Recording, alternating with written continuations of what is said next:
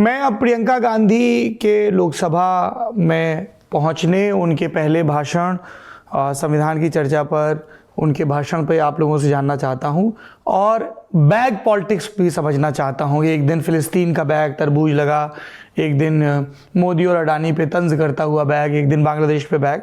एक बारी वो पैलेस्टीन का बैग लेके आए, दूसरे दिन वो बांग्लादेश का लेके आए, उससे पहले अडानी मोदी भाई भाई का बैग वो लेके आई।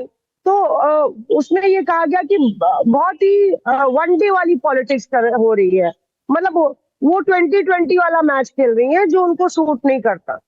तो ये, हालांकि वो एक नई सांसद है, पर उनको न्यू कमर की कसौटी में नहीं तोला जाता है, उतारा जाता है, क्योंकि वो प्रियंका गांधी है। वो 20 साल पॉलिटिक्स में रही है। स्ट्रैटेजी के रूप पे मुझे लगता है कि प्रियंका गांधी के जो सलाहकार है वो एक गलती कर रहे हैं।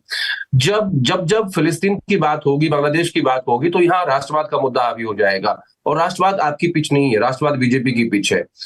राहुल गांधी ने भारत जोड़ो यात्रा के जरिए, SC ST OBC की राजनीति के जरिए, इन सब के जरिए और संविधान के मुद्दे के जरिए राष्ट्रवाद को कहीं ना कहीं साइड में किया था, और कांग्रेस पार्टी की पिच बन गई थी कि वो संविधान के मुद्दे पे, अंबेडकर के मुद्दे पे, SC ST OBC के मुद्दे पे इन पे चलेगी, ज्यादा फायदे में रहेगी। और शरद यादव और सीताराम येचुरी, इन दो लोगों ने बड़ा महत्वपूर्ण योगदान प्ले किया, आज दुनिया में नहीं है।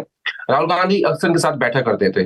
तो शरद यादव ने बताया है कि क्या इंपॉर्टेंस है जाति की इस देश में, तो उसके बाद आप देखिए इनकी राजनीति उसी के आसपास घूम रही है। तो प्रियंका गांधी को अपनी पिच पे खेलना चाहिए, ना कि बीजेपी के पिच पे जाकर खेले। जिस दिन ये इंसिडेंट हुआ, प्रियंका गांधी ने एक इशू उठाया और कांग्रेस ने भी बाद में ये इशू उठाया कि किस तरह से जो विजय दिवस जिसको भारत मनाता है बांग्लादेश वॉर के मामले में, जिस दिन लेफ्टिनेंट जनरल नियाजी ने सरेंडर किया था लेफ्टिनेंट जनरल जगजीत सिंह अरोरा के सामने 16 दिसंबर 1971 में, वो एक पिक्चर थी जो कि एक लाउंज है, जो आर्मी चीफ लाउंज है, उसमें लगी हुई थी, वहां से हटा दी गई है। उसकी जगह एक आर्टवर्क म्यूरल आ गया है जिसमें पेंगोंग सो है, महाभारत का डिपिक्शन है।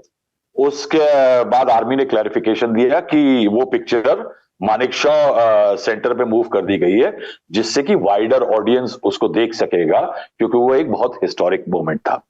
अब आपने विजय दिवस का मामला सही उठा करके एक पॉइंट मारा, लेकिन उस दिन बैग था आपका पैलेस्टाइन वाला, तो पैलेस्टाइन से वो इशू आया। लेकिन बाद में एक रिकॉल हुआ होगा कि भाई विजय दिवस पे बोलते दिन आपका बैग था पैलेस्टाइन वाला, उसके अगले दिन जो बैग आया वो था बांग्लादेश वाला, जिसपे लिखा था that we stand with the Bangladeshi Hindus and Christians. अब ये इंटरेस्टिंग है कि क्या एक एडवांटेज थी उस दिन अगर वो बैग बांग्लादेश वाला होता तो स्ट्रेटेजी शायद ज्यादा बेटर हो जाती।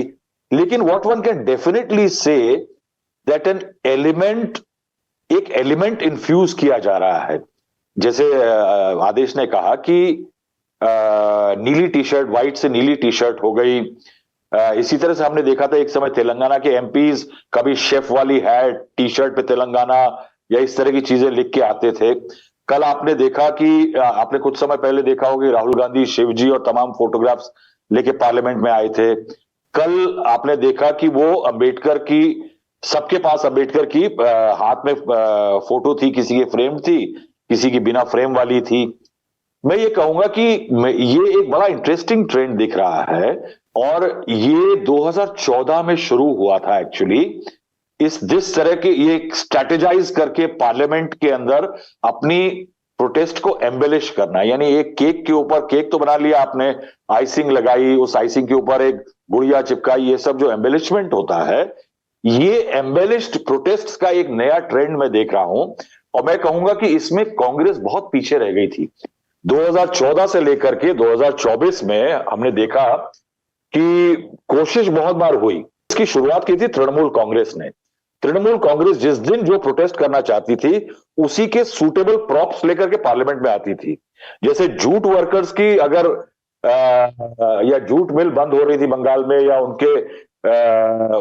उनके टैक्सेशन के इशू थे, तो मुझे याद है कि तृणमूल कांग्रेस के नेता जूट के बैग और जूट के कपड़े और तमाम चीजें लेकर के पार्लियामेंट में आए थे।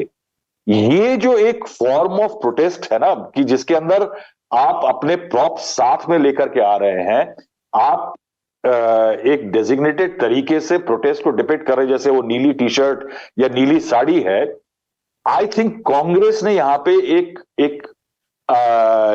एक चीज सीख ली है कि प्रोटेस्ट जो करनी चाहिए वो एक होलसम प्रोटेस्ट होती है। ये यानी बीजेपी भी इस तरह के काम किया करती थी एक टाइम पे, पार्लियामेंट में उतना नहीं कर पाई है, लेकिन मैं कहूंगा कि बाहर उसकी प्रोटेस्ट में इस तरह के अपने, या किसी प्रोटेस्ट में नहीं, किसी भी आयोजन में इस तरह की चीजें हुआ करती थी। अगर आपको याद हो नरेंद्र मोदी की वो सेल्फी जिसके अंदर वो कमल लोटस का सिंबल पकड़े हुए थे, I think this is an interesting element जिसमें ब्रदर सिस्टर डुओ जो हैं, अगर आप देखें तो मल्लिकार्जुन खड़गे नीला नहीं पहने थे, ब्रदर सिस्टर डुओ जो हैं वो दोनों ने इस प्रोटेस्ट के तरीके को, जो नया फॉर्म ऑफ प्रोटेस्ट है एम्बेलिश तरीके का, उसको प्रॉप्स के साथ उसको इस्तेमाल करना शुरू किया है। हाँ, लेकिन उसमें थोड़े से फौपा है कि जिस दिन आपने विजय दिवस बांग्लादेश की बात करी थी, उस दिन बैग आपका बांग्लादेश को होना नहीं था, आफ्टर थॉट में अगले दिन नहीं होना चाहिए था। शुक्रिया राहुल जी।